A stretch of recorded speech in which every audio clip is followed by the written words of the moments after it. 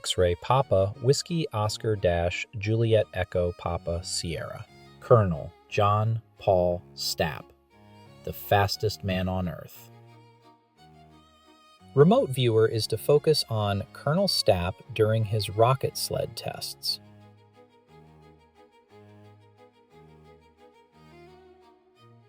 In the vast deserts of New Mexico, amid the roar of rockets and the silence of human endurance, one man pushed the boundaries of what the human body could withstand. Colonel John Paul Stapp, a physician, biophysicist, and Air Force pioneer, became known as the fastest man on Earth. But his true legacy lies not in speed alone, but in the lives he saved, through groundbreaking research on G-forces that revolutionized aviation safety and brought seatbelts to the world's automobiles. Born in 1910 in Bahia, Brazil, to American missionary parents, John Paul Stapp grew up in a world of faith and service. Homeschooled until age 12, he later excelled at Baylor University, earning degrees in arts and sciences before pursuing advanced studies in biophysics and medicine. A tragic family loss in his youth ignited his passion for saving lives through science.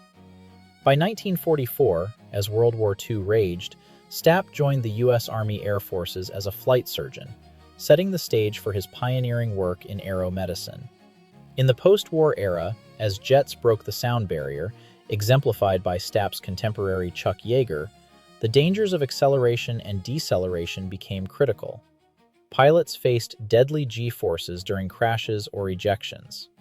Conventional wisdom held that humans could tolerate no more than 18 Gs before fatal injury. Stapp disagreed.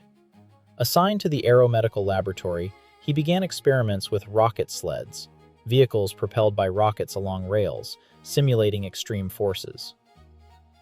Early tests at Edwards Air Force Base used dummies, animals, and volunteers. But when risks were too high, Stapp volunteered himself. Facing backward to better withstand forces, he endured up to 35 Gs in initial runs, suffering broken ribs, wrists, and temporary vision loss. Yet he proved humans could survive far more with proper restraints. Transferred to Holloman Air Force Base, Stapp designed the ultimate test, the Sonic Wind 1 rocket sled. On a crisp December day in 1954, strapped into a harness with 9 rockets igniting behind him, Stapp accelerated to 632 miles per hour in just 5 seconds, faster than a .45 caliber bullet, and setting a land speed record. Then came the brutal stop. Water brakes halted the sled in 1.4 seconds, subjecting Stapp to 46.2 Gs of deceleration, the highest voluntarily endured by any human at the time. His body weighed over 7,700 pounds momentarily. He emerged temporarily blinded, with burst capillaries in his eyes, but walked away with no permanent damage. It felt like being assaulted in the rear by a fast freight train, Stapp later quipped. Time magazine dubbed him the fastest man on Earth, and he became a national sensation. These experiments proved pilots could survive supersonic ejections and crashes if properly harnessed. Stapp's data advanced ejection seats, stronger cockpits, and backward-facing aircraft seats for optimal protection.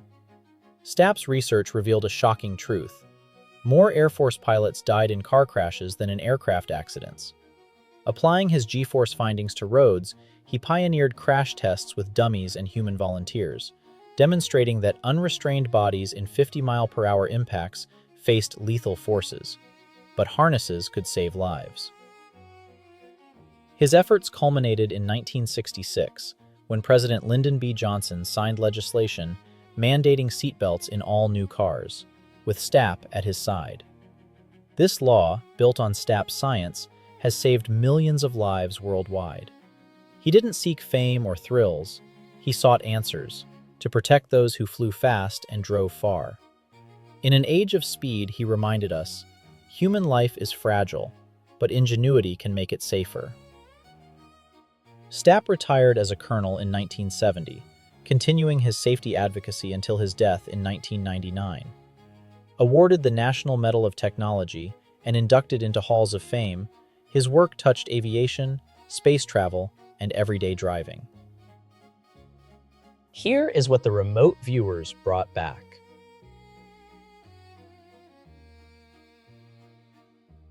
Shane detects an older-style aircraft, the parallel lines of the test track, and the mist of the water as the sled hits the water break. He detects a cyclic mass traveling down tracks, which he describes as hot, hard, and metallic, along with the spray of the water at the end of the test.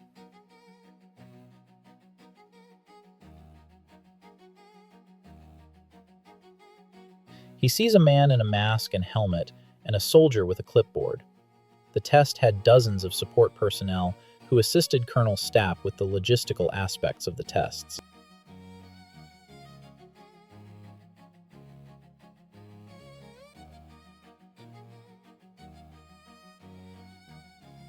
Zach detects the rounded shape of the seat on the rocket sled and a person associated with it. He expands his view to the sled and describes it with sounds of creaking, tapping, smoke, and a bang. He detects the whooshing air movement of wind and records an accurate side view of a sled that has an angled shield installed in front of Colonel Stapp.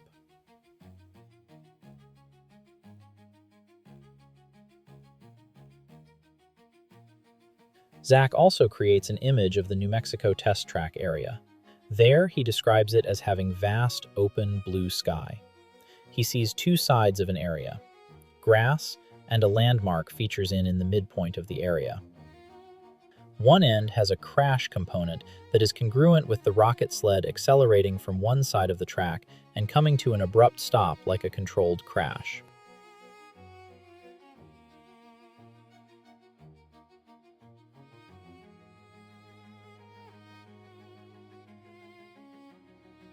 Evan Owens detects the spray of the sled as it hits the water break. He describes a dark object that looks like it is surrounded by a web and something long, stacked, and sliding. Evan describes the event as very energetic, notes that his pen was flying off the paper, and reports feelings of pain and fear. I would assume that sums up the overall sensation Colonel Stapp experienced during the ride.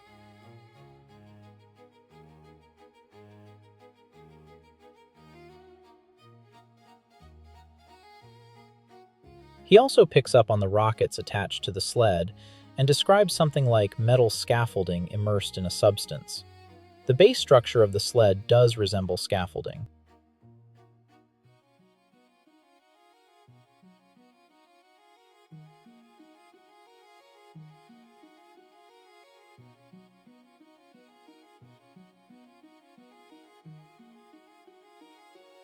Sita picks up early on aspects of the test area, including the parallel lines of the rails and the overall shape of the test area.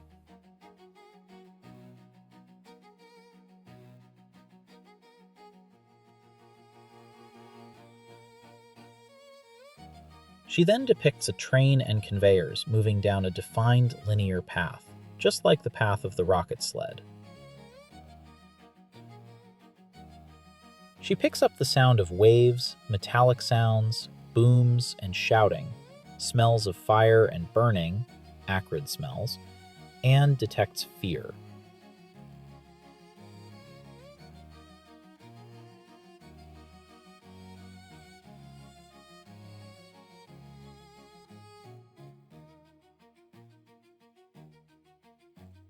Sita again draws a scene where people are preparing items for movement on a train or conveyor.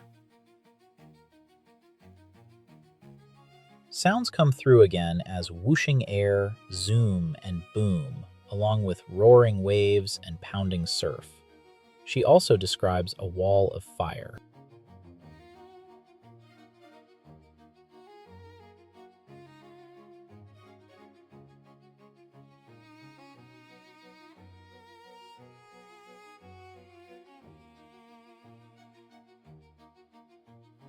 Greta records what looks like a turboprop engine. She draws the chair and silhouette of a person that is very similar to the seats on some of the earlier rocket sleds Colonel Stapp was on. She draws a car, which is relevant to the target because Colonel Stapp was instrumental in the Highway Safety Act of 1966, which required all new cars built after 1968 to have seatbelts, a direct result of his test data. There is also a drawing of a man sitting with legs outstretched, which looks similar to an event where Colonel Stapp gave a demonstration of a rapid stop. Notice that his legs are outstretched and not bent at the knees, unlike a normal seated position.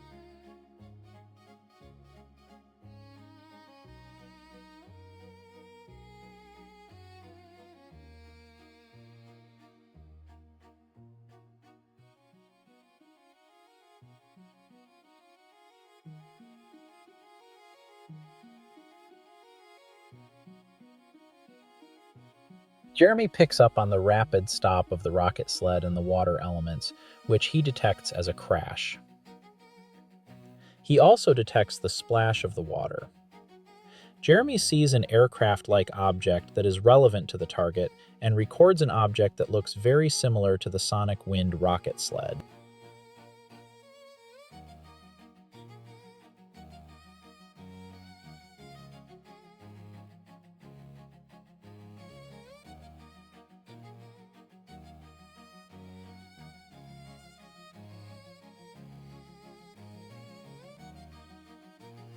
Bastian picks up on the rocket sled hitting the water break, expelling energy in all directions, and the sound of water. He also detects the boxy shape of the sled on the tracks.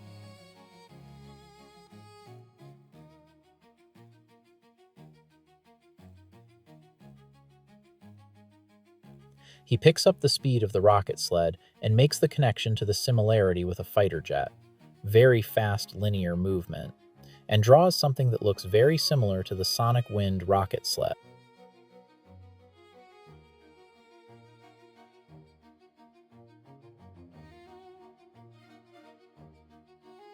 Christine had some contamination with the Olympics, but did have relevant elements in describing the target.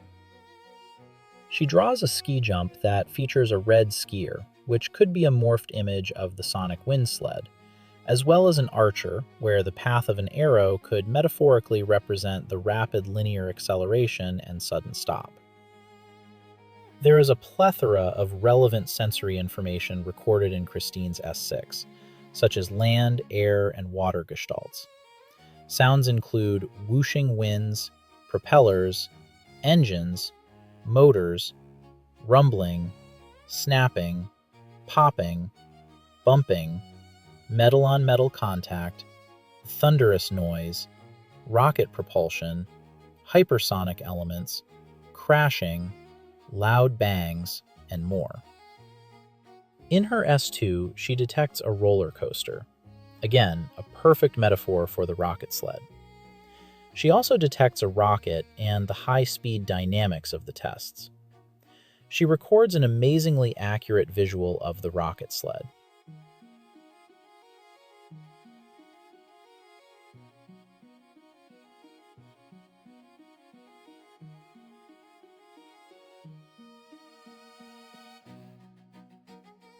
Mary reports on the rocket sled track and describes the surrounding area that is rugged and rough, with mountains and hills. She hears an explosive roar and the smell of sulfur. Next, she picks up on the explosive and bright aspects of the rockets that were attached, and picks up on a complete rocket shape in another visual.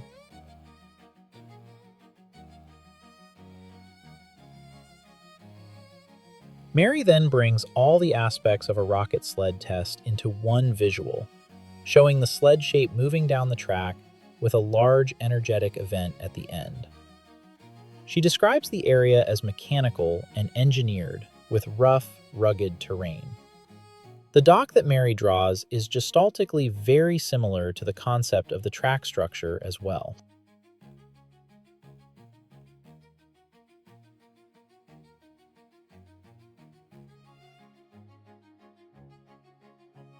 Leah picks up on aspects of the seat and shoulder harness of the rocket sled and draws aspects of the test site.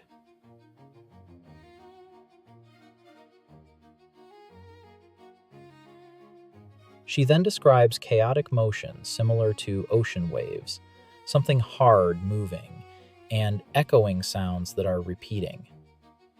Aspects of the rails of the track and the water elements come through as well.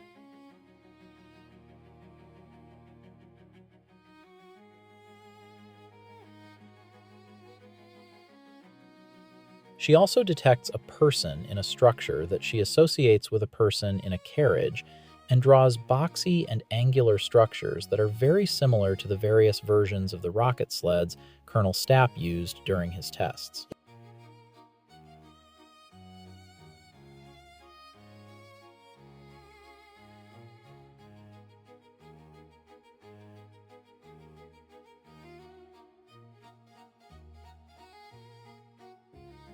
Sandra picks up right away the view that Colonel Stapp would have had looking down the test track, and also detects a cowboy-like person.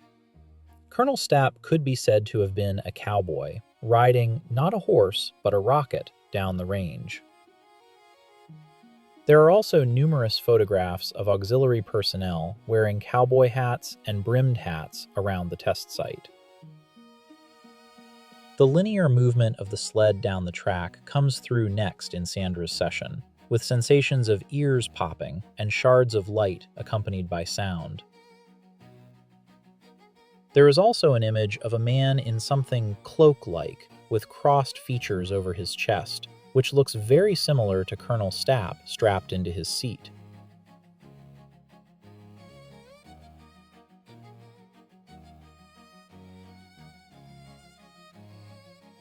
Sandra also picks up a person who is larger than life and describes an energetic event with people present watching, and the people themselves were energetic.